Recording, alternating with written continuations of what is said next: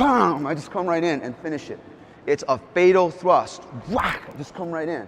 I'm gonna go over something here that's gonna be simple and effective and everybody can use here. It has worked for me, and it's kind of like judo, right? You got 364 techniques, I believe, or 5, but you only use the 3. Out of the 3, you use 1. So we're gonna use 1, okay, which is called a bisecting line.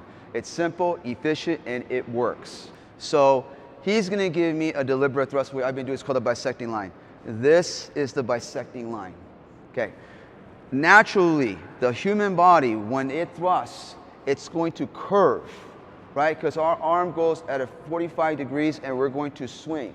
This is natural. So the man is going to imminent thrust, okay, just like that. And if I have a knife and he has a knife, now we're equalized, right? My equalizer, right? So meaning he thrusts me, pum.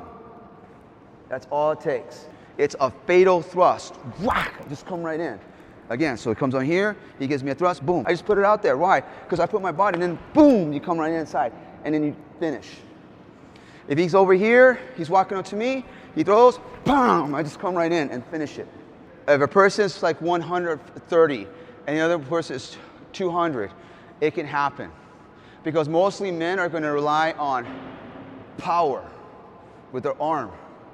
What they don't realize is when you do a bisecting line in the Peking Tissue System, you're using your whole body and leverage. Meaning, okay, if I'm here, I'm not just doing arm, right? I use my body and structure and plant. And when this blade comes out and they see this, everything is going to change. Nobody's want to get stabbed and cut. So you have to have confidence that this is your equalizer. Okay? The knife is going to do the work, but your body has to have structure. So meaning 45 degrees, planted, okay? I drop, so I drop my body, boom. I'm not doing this, then I'm just using arm. That ain't gonna work.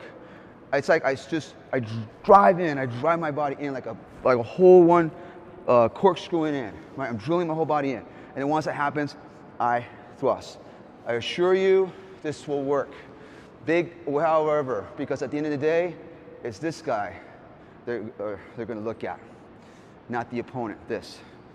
So they forget about all this. So my specialty is, I've been 12 years in the United States Army. Of that, I was the 75th Ranger Regiment, okay? And primarily, we're a direct action unit, which we teach on offensive and counteroffensive measures, okay? I'm not a self-defense instructor, I'm an offensive instructor. So what I teach here is primarily for special operations and commandos and contractors.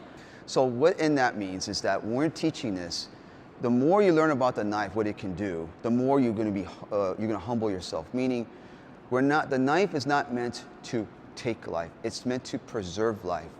Why? Because when you learn these things that I'm teaching you, then you start to look reality like, oh my gosh, can I really do this? I'm learning something that it can take away of a human life, right? We don't want that. So preserve it, meaning do everything you can, right, to, again, de-escalate the situation or avoid the situation at all costs. The knife is there for one thing. It is a tool. It's not meant to take it out and go in and against a person. If a person has no knife and he's a threat to you or she's a threat to you, that does not give you the reason to take out the knife. No, okay? You should walk away because you know what you can do. That's what you humble yourself. That's why we want to preserve life, because the life is the most precious thing on earth.